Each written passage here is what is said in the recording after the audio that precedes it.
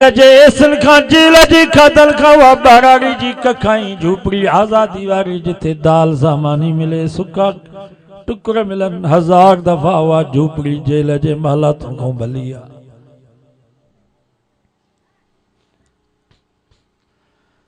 मां जेल वियो आहियां, Sukkur central jail, Hyderabad central jail, Karachi central jail. मता समझो तो बदजी वियो हुउसि न बाबा वाइस करे जे लाइ। अगे वाइस थींदा जलसा थींदा, खोड़ कैदी कुरान जा हाफ़िज़ थी। सखर में असां कैदिन जी दस्तार बंदी कराई।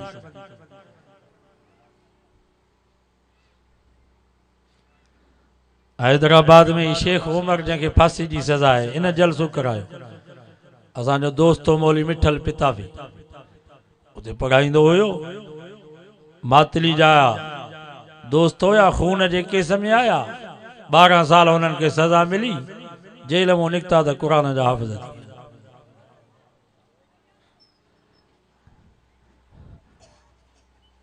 इन डहरकी जे पासे जो खेजू जो हिकिड़ो धाड़ेल जेल में आयो, वॾो ॾोहारियो, 50 लख हुन ते इनाम हुयो।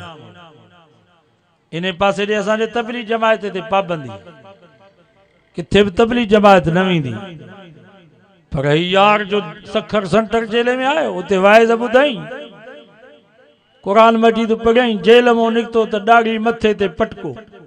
जियां जो डर की पहुतो त ऐलान कई त जेको भी तबलीग जमायत वारनि खे रोकींदो मुंहिंजो झगड़ो उन्हनि सां।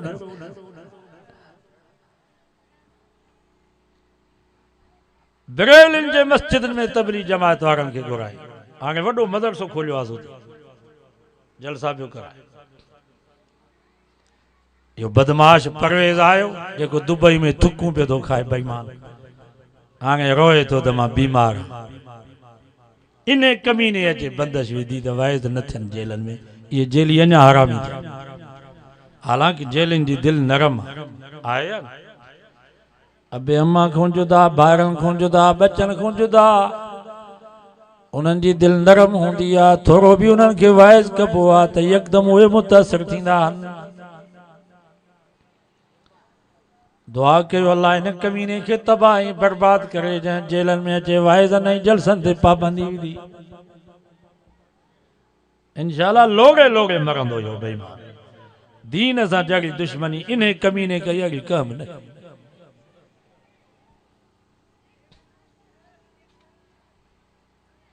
वॾा मज़ा लॻा पिया आहिनि जेल में, वॾा पार्क, बाज़ारूं, कैदी अंदर घुमनि था पिया। हाणे मतां ईअं सम्झो त जेल में मज़ो आहे सो झगड़ो करे वञूं जेल में। पाणीअ जे वारे तां झगड़ो करे जेल में वञण अज़ाब अथव। गिटीअ तां झगड़ो करे जेल में वञण अज़ाब अथव। ॿारनि तां झगड़ो करे जेल में वञण अज़ाब अथव। बाक़ी दीन ख़ातिर, इस्लाम ख़ातिर, नबी साईं जे ख़त्मे नबूवत जी हिफ़ाज़त जे लाइ, साहबा आल बैत जे नामूस जी हिफ़ाज़त जे लाइ जेल में वञे, पोइ जेल भी मुसलमान जे लाइ जन्नत आहे। असांजे करूंडी जो हाजी माणिक शर हुयो, शर बरोज। नबी साईं जे इज़्ज़त ख़त्मे नबूवत ते उनखे गैरत आई। अब्दुल हक आरई कादियानी हुयो, उनखे क़त्ल कयईं। जन खैरपुर सेंटर जेल में आयो, उन वक्त में जेल जो सुप्रीडेंट भी सैयद हुयो, उन जी घरवारी भी सैयद ज़ादी। रात जो निंड में सुती पई, ख्वाब में मोहम्मद मुस्तफा जी ज़ियारत नसीब थियसि। पाण फरमायूं, अम्मा तुंहिंजे नाने मुस्तफा जो मेहमान जेल में आयो आहे, जेसि ताईं जेल में हुजे पुट मानी तूं पचाए करे मोकिलिजांसि। मौलाना अल्लाह वज़ायो साहब ख़ुतबा ते शाहीन में सॼो वाक़ियो तफ़सील सां लिखियो आहे। सुबुह जो मुग़्स खे चई त राति कहिड़ो बुज़ुर्ग जेल में आयो आहे। मुग़्स बि सैयद हो, जेल सुप्रीडेंट। चई बुज़ुर्ग छा जो करूंडी जो हाजी माणिक शर बरोच, उन जे चेहरे ते त ॾाढ़ी बि कान्हे। पर नबी से जे इज्जत ख़त्म नबूवत उन जवान के गैरत अची वई, हिकिड़े कादियानी के क़त्ल कई, सवे आलम उन जी ज़ियारत जे लाइ जेल में पिया अचनि। सैयद गौस अली शाह साबिक़ वज़ीर आला इहो हुन जो वकील हुयो। शाह साहब अञा बि जहिड़ो वेठो अथव गाड़ी मोरी में।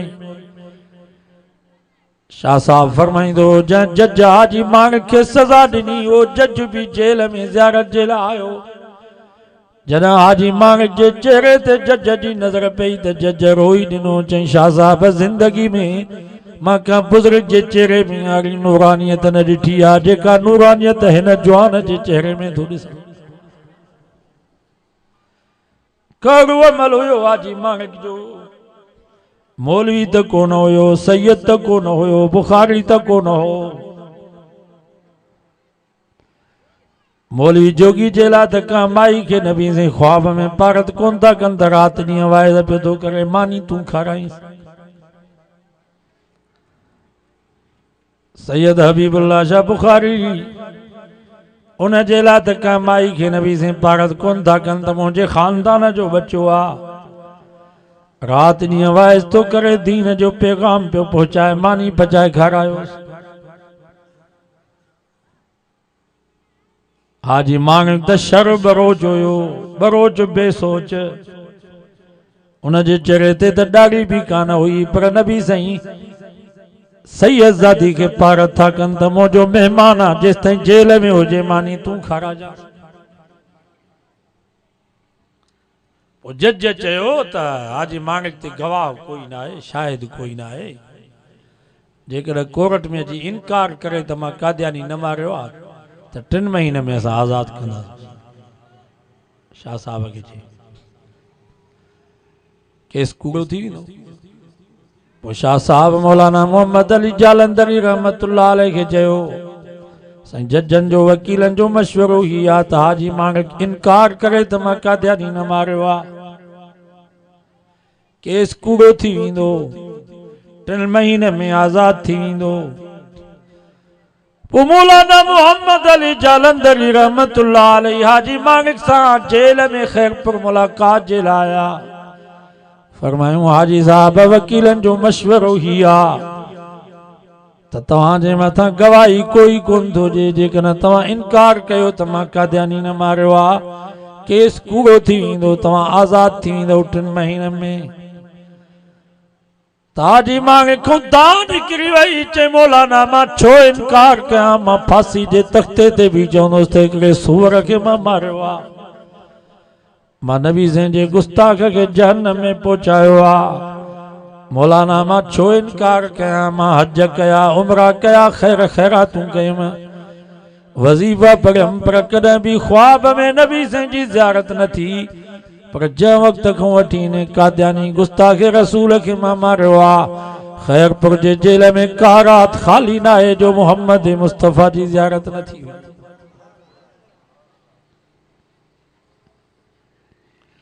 सो दुआ कयो जेल में वञूं त नबी साईं जी इज़्ज़त ख़ातिर ख़त्म नबूवत जी हिफ़ाज़त जे लाइ जेल में वञे, पोइ जेल भी मुसलमान जे लाइ जन्नत आहे।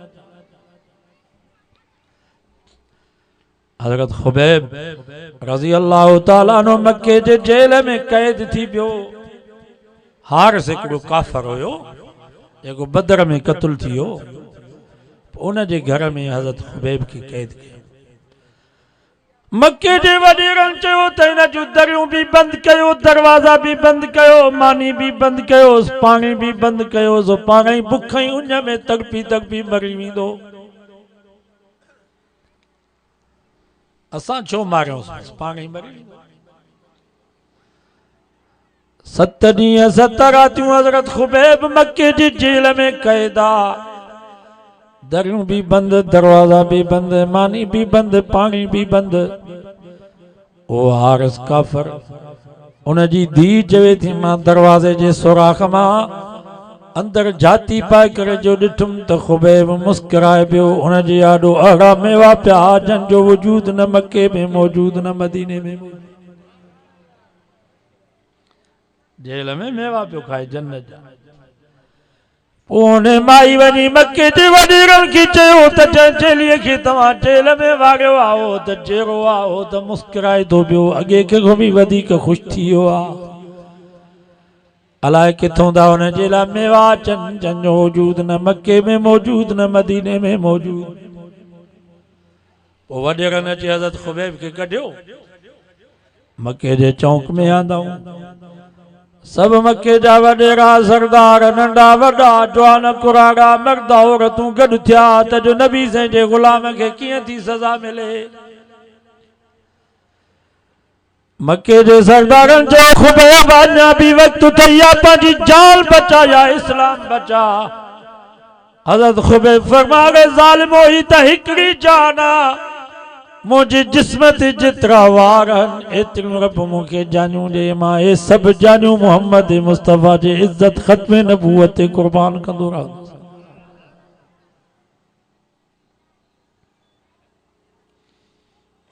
बस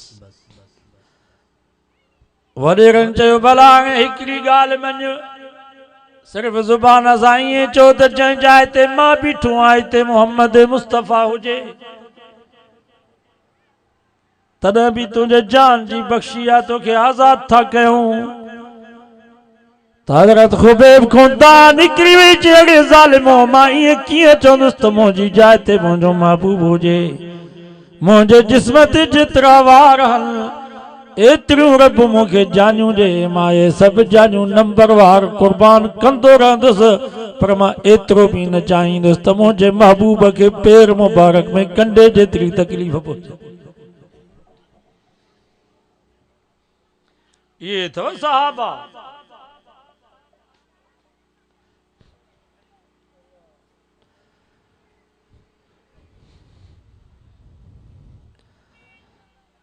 अजो के दौर में पाकिस्तानी था चवनि त नबी साईं जा सहाबी नबी साईं खां बेवफा। तव्हां ही असां जड़ा, ये तव्हां ही असां जलसल में नारा हणंदा आहियूं, कदम बढ़ाओ हम तुम्हारे साथ है। जेल में वेंदा आहियूं त मुलाक़ात जे लाइ बि कोन ईंदा हो, इलेक्शन में बीहंदा आहियूं त कारी कोठी में बंदि, जिथे न वॾेरो न सरदार न अबो न अम्मा, उते बि इस्लाम वारनि खे वोट न ॾिनोसीं, उते बि कुफ्र निज़ाम खे वोट ॾेई आयासीं।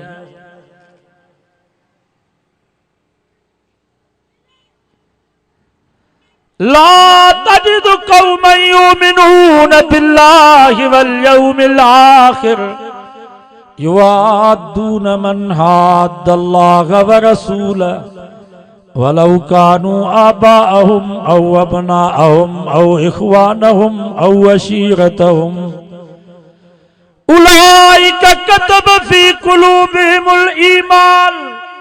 28 सिपारो सूरत मुजादिला। कुरान तो फरमा जाड़ा वफादार साथी मुझे महबूब मोहम्मद मुस्तफ़ा के मिलिया, दुनिया में अड़ा वफादार कंहिंखे भी न मिलिया। एडी वफादारी कयूं, अबो अम्मा कुर्बान कयूं, भाइर भेनरूं कुर्बान कयूं, ज़ालूं कुर्बान कयूं, बच्चा कुर्बान कयूं, जानियूं कुर्बान कयूं। उलाइक कतब फी कुलूबिहिमुल ईमान। रब फरमायो मां पंहिंजे महबूब जे सहाबा जे दिलनि खे मांझी हणी हुननि जे दिलनि ते ईमान जा ठप्पा हणी छॾियमि। उलाइक हिज़्बुल्लाह, सहाबी त मोहम्मद जा, पर इहो लश्कर या फौज अल्लाह जी। अॼोके दौर में पाकिस्तान जे फौज खे कहिड़ो ॻाल्हाए थो, चवंदा ही गद्दार आ, ही फांसी जो हक़दार आ। पर मां तव्हां खां पुछां थो, जेको नबी साईं जी फौज, रब जी फौज सहाबा खे ॻाल्हाईंदो, इहो 1000 दफ़ा वधीक गद्दार आ, 1000 दफ़ा इहो फांसी जो वधीक हक़दार आ। सही तो चवां या ग़लत तो चवां? अॼोके दौर में हर शइ महांगी थी वई आहे हिन हुकूमत में।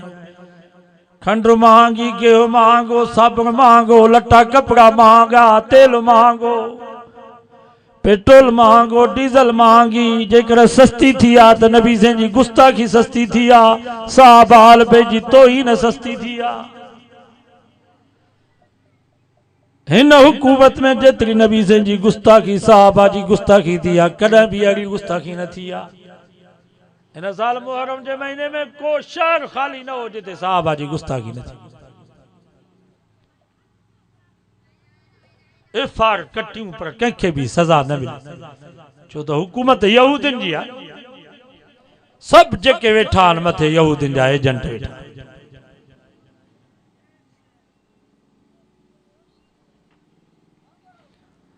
हज़रत अबू बकर सिद्दीक़ मुसलमान ना है तो पोइ दुनिया में मुसलमान आहे के? हिकिड़ो यहूदी मौलवी हुयो, उन इकरार कयो त असां यहूदिन जी सब खां वॾे में वॾी कावड़ टिन ख़लीफ़नि दी, हज़रत अबू बकर, हज़रत उमर, हज़रत उस्मान।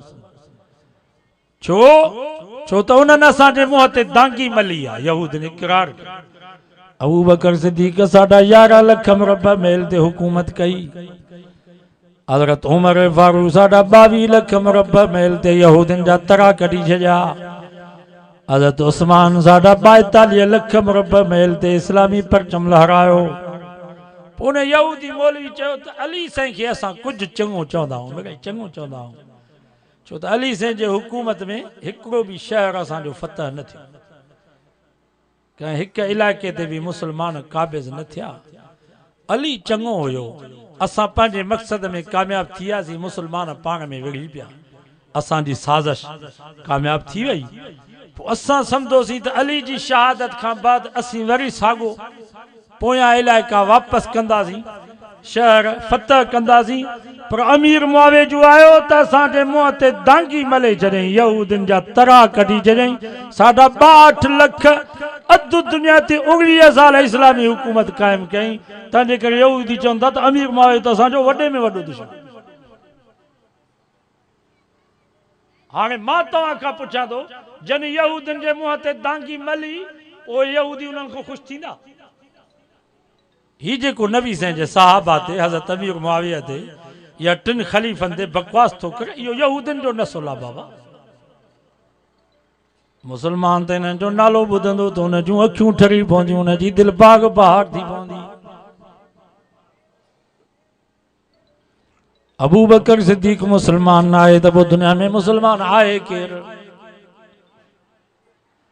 नबी साईं जो पहिरियों शागिर्द, नबी साईं जो पहिरियों मुरीद, नबी साईं जो पहिरियों कारकुन, नबी साईं जो पहिरियों वर्कर, जंहिं कलमे जो रवाज विधो।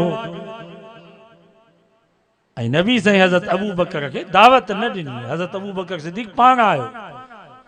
साईंनि खे चईंसीं मां ख़बर ॿुधी आहे त तव्हां नबूअत जो ऐलान कयो आहे, पाण फरमा हावदा अबू बकर, मां अल्लाह जो नबी आहियां आख़िरी।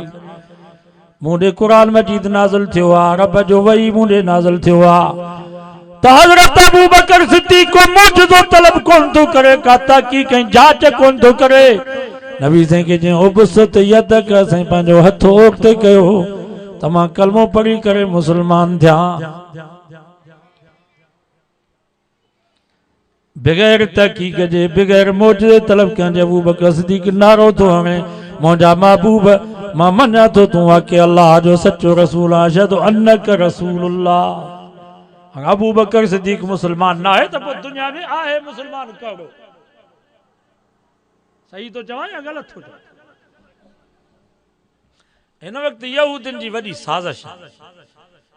टे शयूं उन्हनि जो हदफ़ आहिनि। पहिरें नंबर ते बैतुल्ला, यहूदिन जो हदफ़ आहे बैतुल्ला, त बैतुल्ला बंदि थी। छो त सॼी दुनिया में मुसलमान वञनि था उते हज ते उम्रे ते दुआऊं था घुरनि, बैतुल्ला जे दरवाज़े के चंबड़ी दाहूं था कनि, पोइ अल्लाह हिननि जे दुआउनि खे तो क़बूल करे। पोइ असां यहूदिन जी ज़िंदगी बर्बाद थी वञे, सुकून बर्बाद। सो हुननि जी कोशिशि आहे त बैतुल्ला बंदि थिए। 8 महीना थी विया आहिनि बैतुल्ला जो दर बंदि लॻो पियो।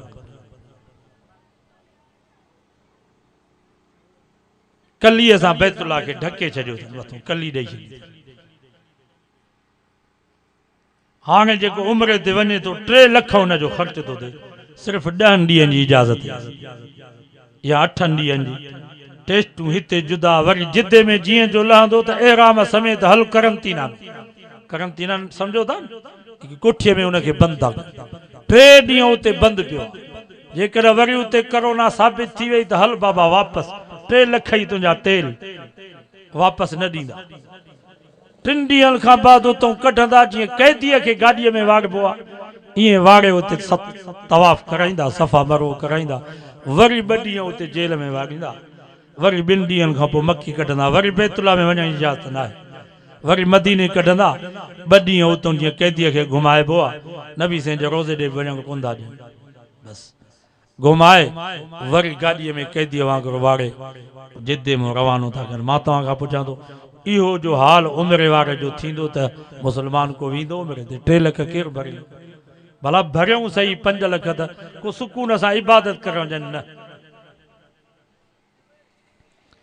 ॿिए नंबर ते उन्हनि जो हदफ़ आहे रसूलुल्लाह माना नबी साईं जी मोहब्बत नबी साईं जी इज़त मुस्लमाननि जे दिलि मां कढो ये फ्रांस में जेके खाका ठाया अथनि ये खाका छा ये फिल्मूं आहिनि अहिड़ियूं ख़तरनाक उन्हनि फिल्मूं ठाहियूं आहिनि नबी साईं ऐं नबी साईं जी जमात खे उन्हनि अहिड़े नमूने सां पेश कयो आहे जो काफ़र त हुई बाग़ी आहे पर जेकॾहिं बेदीन को नबी साईं जे सीरत साहबा जी ज़िंदगी खां वाक़ुफ़ न हूंदो उहो फिल्मूं ॾिसंदो त इस्लाम तो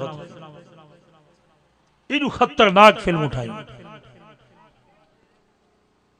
यहूदिन जा स्कूल ईसाइन जा स्कूल इन्हनि स्कूल में सभु असांजे मुल्क जा वॾा वॾा माण्हू इन्हनि जा पुट सभु यहूदिन ईसाइन जे स्कूल में पढ़नि तव्हांखे ख़बर आहे उहे तारुफ़ नबी साईं जो कीअं कराईंदा त बाबा हिकिड़ो शख़्स मके में पैदा थियो मोहम्मद हुन जो नालो हो ख़ानदान त हुन जो ॾाढो भलो हो पर पंहिंजे ख़ानदान खे हुन लॼायो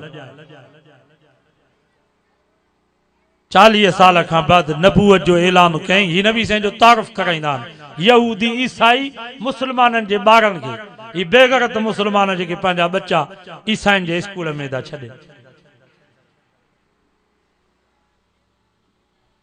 40 सालनि खां बाद नबूअत जो ऐलान कयईं पोइ घर घर में फितनो पुट पीउ माउ खां जुदा पीउ माउ पुटनि खां बेज़ार ज़ाल मुड़ुस खां बेज़ार मुड़ुस ज़ाल खां बेज़ार ॿाहिर ॿाहिरनि खां बेज़ार को घर अहिड़ो न हुयो जंहिंमें मोहब्बत वारो माहौल हुजे घर घर में जहिड़ो कयईं 13 साल मके में जहिड़ो करे सभिनी खे हिक ॿिए खां परे कयईं पोइ 13 सालनि खां बाद राति जो भॼी निकितो माज़अल्लाह नबी साईं मदीने वियो उते वरी दाग़ेलन ऐं दहशतगर्दनि जो टोलो ठाहियईं जेके अञा ताईं पिया था विढ़नि मुस्लमाननि ॿियनि इंसाननि खे पिया था मारनि हाणे मां तव्हां खां पुछां थो इन नमूने सां जेकर नबी साईं जो तारुफ़ कराईंदा त जेके मुस्लमाननि जा ॿार उते पढ़नि था उन्हनि जे दिलि में मोहब्बत पैदा थींदी नबी साईं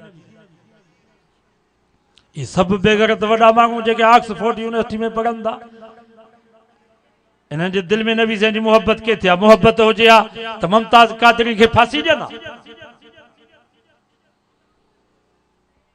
मोहब्बत हुजे ना त 450 गुस्ताखे रसूल उन्हनि खे अमेरिका जे हवाले कनि बाबा ही नबी साईं सां मोहब्बत आहे न जो असां वाइज़ ॿुधण जे लाइ आहियूं निमाज़ पढ़ूं था ही ॾाढ़ियूं ही पटका ही मस्जिदूं ही मदरसा ही दुरूद ही ज़िक्र ही तिलावतूं ही पर्दो ही नबी साईं सां मोहब्बत आहे न मोहब्बत न हुजे त हर शइ ख़तम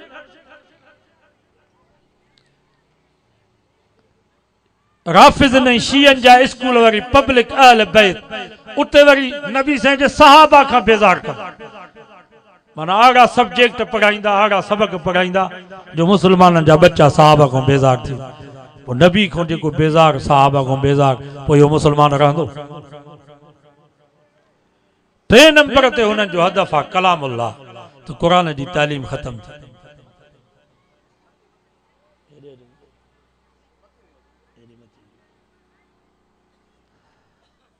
3 नंबर ते उन्हनि जो मक़सद आहे कलामुल्लाह क़ुर जी तालीम ख़तम थी ये स्कूल कॉलेज बंदि कया अथनि इहो बहानो था कनि था असां मदरसा बंदि कयूं तव्हांखे ख़बर आहे कि 5 महीना 6 महीना मदरसा बंदि थिया उनजो नुक़सानु केॾो थियो असांजे मदरसा में जेके तालिब पढ़नि पिया 20 सिपारा 25 सिपारा यादि कयूं उहे सभु विसरी विया वरी नेसर उस्ताद उन्हनि खे सबक़नि पिया पढ़ाइनि जे सबक़ पढ़ाइबो आहे ईअं वरी नेसर पिया क़ुर खे छॾिबो त क़ुर विसरी वेंदो शुक्र थियो जो हज़रत उमर एहसान कयो तरावी बा जमात रमज़ान में थी जो हाफ़िज़नि खे क़ुर यादि आहे ये तरावियूं न हुजनि रमज़ान में त क़ुर विसारे छॾींदा सभु जेके बि हाफ़िज़ रमज़ान में ख़त्म नथा पढ़नि उन्हनि को क़ुर विसरी वियो, क़ुर यादि ई न आहे उन्हनि। उन्हनि जो मक़सदु आहे टे शयूं, बैतुल्लाह ख़त्म थिए, रसूलुल्लाह जी इज़त मुहबत मुसलमाननि जे दिलि मां निकिरे, कलामुल्लाह जी तालीम ख़त्म थिए। ऐं हिन वक़्तु हाल इहो आहे, हिकिड़ो अल फारूक रिसाले में वाक़ियो हुयो, पोइ हिकिड़ो पेशमाम हुयो मस्जिद जो, बुज़ुर्ग माण्हू, पोइ ॻोठ जो वॾेरो हुयो, उन जी रमज़ान में इफ़्तारी जी दावत कई। मौली साहब वीचारो वियो, मानी खाधई, मानी खाई यकदम निकितो, छो त मौली वरी निमाज़ पढ़ाईंदा, तो हुननि जा पैसा के उते कमरे में रखियल आहे, उहे पैसा गुम थी विया। ज़ाल मुड़ुस खे जी शक पियो त पक ने मौलवी खया आहिनि पैसा, ॿियो त केरु आयो ई कोन्हे, कंहिंखे चवनि बि कोन पिया त हाणे मौलवीअ जी गिला कीअं कयूं।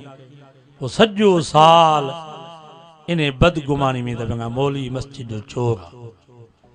वरी ॿियो साल आयो रमज़ान जो, ज़ाल चयोसि आहे त मौली साहब चोर, पर हाणे वठी अचीसि भला, ॿियो कंहिंखे दावत ॾियूं भला, दुआ घुरी वञे। वरी मौली साहब खे ॿिए साल दावत ॾिनऊं, मौली साहब उते वञी वेठो इफ़्तारी जे लाइ, तो उन घर जे मालिक मौली साहब खे चयोसीं असां में शक आहे तव्हां में, पर ज़ाल रमज़ान में तव्हांजी असां दावत कईसीं, असांजा पैसा हिते पिया, उहे पैसा चोरी थी विया, सॼो साल असां हिन बदगुमानी में आयासीं, चई बि कंहिंखे कोन पिया सघूं, सो महिरबानी कयो, जेकर तव्हां पैसा खया आहिनि त ॿुधायो। त मौली साहब चयो वाक़ई मां चोर आहियां, मां तव्हांजा पैसा खया आहिनि, पर मां हिते क़ुर मजीद में रखिया आहिनि, इहो क़ुर मजीद खणी अचो। मथे क़ुर पियो हुते, उहो क़ुर मजीद खणी अचो, लाथऊं त उहे सभु पैसा उन क़ुर मजीद में पिया। मौली साहब चयो तव्हां त सॼो साल मूं में बदगुमानी कई त ही चोर आहे, पर मां त सॼो साल तव्हां में चङो गुमान पियो कयां त ही नेक रोज़ानो क़ुर मजीद जी तिलावत कंदा आहिनि, तो शायदि पैसा उन्हनि खया हूंदा, मां त तव्हांजी हिफ़ाज़त जे लाइ पैसा क़ुर में रखिया त ही ज़ाल मुड़ुस दौड़ कंदा, पाण ई खणंदा, मथां ॿियो केरु खणी वञे, पर हैफ़ हुजे तव्हांजे मथां जो सॼो साल तव्हां क़ुर खे खोलियो ई न आहे। ही हाल आहे असां मुस्लमाननि जो, साल गुज़री वियो, न मर्दनि क़ुर मजीद खे खोलियो आहे, न औरतुनि क़ुर मजीद खे खोलियो। बाबा ईअं न कयो, क़ुर मजीद जो दौर कयो, तिलावत कयो, सुबुह जो क़ुर मजीद खोले उनजी ज़ियारत कयो। बचो इहो आहे, ॿी कहिड़ी शइ बची, सॼो वाइदो कयो त नबी साईं जे इज़त ख़त्म नबूवत, साहब आल बैत जे नामूस जी हिफ़ाज़त जे लाइ, मसाजिद मदार जी हिफ़ाज़त जे लाइ इंशाअल्लाह असां आलमनि सां गॾु। मौलाना जेकर असांखे कॉल करे त सभु हाज़िर थींदो नी इंशाअल्लाह। असांजी नियत ख़त्म नबूवत जी हिफ़ाज़त, साहब आल बैत जे नामूस जी हिफ़ाज़त, मसाजिद मदार जी हिफ़ाज़त। 17 मस्जिदूं सखर में शहीद कयो, जेके बिराजन जे विच में 20 मस्जिदूं ॿियूं। तव्हां ये फोटू त ॾिसो, मोबाइल में ज़ालिमनि अहिड़ो ज़ुल्म कयो आहे जो क़ुर मजीद, कल मौली साहब दोस्त असांजो नज़ीर अहमद, उन ॾेखारियो चई क़ुर मजीद पिया आहिनि, उते क्रेन सां मस्जिदनि खे शहीद था कनि, क़ुर जो बि ख़्यालु न कनि। राशिद साहब इन ॾींहुं SP DC सां ॻाल्हायो त अगरि ज़ालिमो 150 साल पुरानी मस्जिद ही, अंग्रेज़ काफ़र बि उहा शहीद न करे सघियो, काफ़रनि खे बि डपु हुयो, तव्हां मुस्लमाननि खे एतिरो बि डपु न थियो। जज चयो त सरकारी ज़मीन में मस्जिद न ठाहिबी आहे, राशिद साहब चयो त मस्जिद ठाहे बि सरकारी ज़मीन में, स्कूल सरकारी ज़मीन में थो ठाहिजे, अस्पताल कॉलेज सरकारी ज़मीन में, फलाई इदारा सरकारी ज़मीन में। ही त रियासत जो कमु आहे त जिथे मुस्लमान रहनि था त उनखे रियासत पैसनि सां ज़मीन वठी मस्जिद ठाराइजे। ज़ालिमो तव्हां मस्जिद न ठाराई ॾिनी, रुगो सरकारी ज़मीन में मस्जिद मुस्लमाननि चंदो करे ठाराई आहे त उहा बि ठारायो पिया। जज माठ थी, ऐं मस्जिदनि जा वारिस इहे देवबंदी अथव, बाक़ी सभु माठ अथव।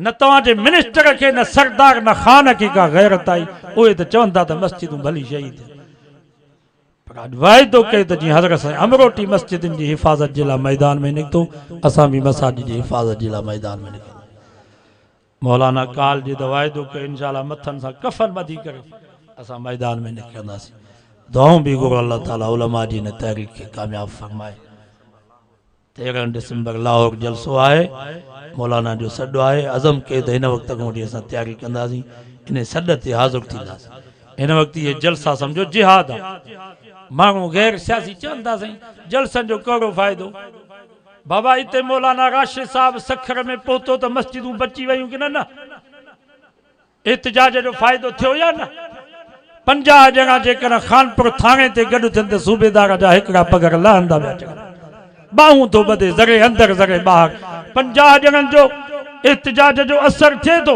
बाक़ी 5 लख जेकर लाहौर में गॾु थींदा त हुनजो कोई फ़ाइदो न आहे इन जो असर पुछो त जनरल बाजे खां पुछो इमरान न्याज़ीअ खां पुछा कयो त हिननि जलसनि जो छा असर आहे ये एटम बम खां वधीक ताक़तवर आहिनि वाइदो कयो त इंशाअल्लाह आलमनि जे हिन सॾ में असां हाज़िर थींदा वेठा हुजो सभु असांजे उस्ताद जा बि वालिद साहब असांजो उस्ताद जेको आहे जंहिं वटि असां पढ़ियासीं उन्हनि जा बि साईं वालिद साहब उस्ताद मोहम्मद शेख तफ़सीर